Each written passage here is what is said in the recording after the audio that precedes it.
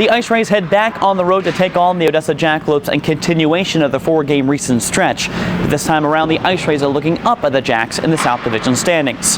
Welcome into IceRays TV. Collin Schuck with you, and the tables have turned quite a bit because of this head-to-head matchup between two teams fighting for that 4th and final playoff spot in the South Division that took place last weekend here at the American Bank Center.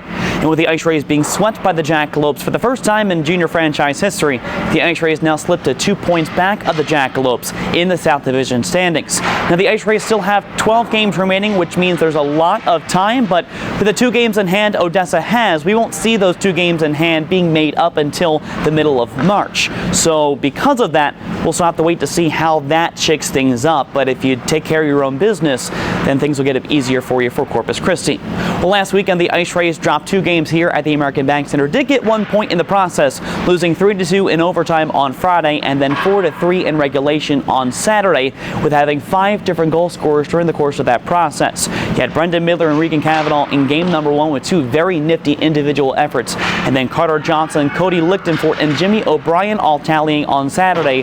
The IceRays could not keep Odessa at bay in either of those 2 contests. So because of that, we head into this weekend with the IceRays trying to push back and regain possession and regain momentum for that 4th and final playoff spot.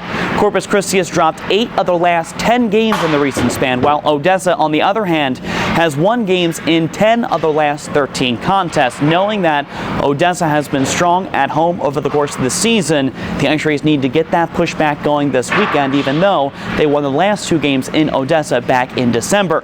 Now, the good news is for Corpus Christi that Odessa will be without Connor Wood this weekend.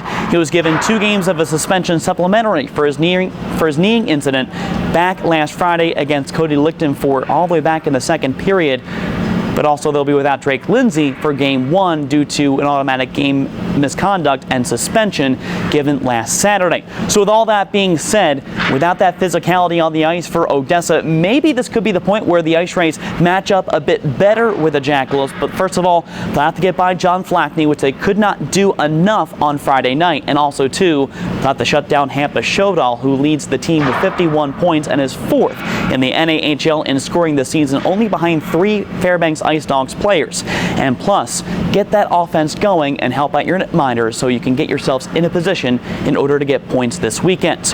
Both games start at 7:05 p.m. with coverage beginning at 6:50 p.m. on Sports Radio Corpus Christi KSIX 1230 a.m.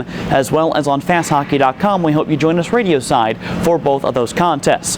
Once again, this is Collin Schuck for IceRays TV. We hope you join us on the radio this weekend, and go IceRays.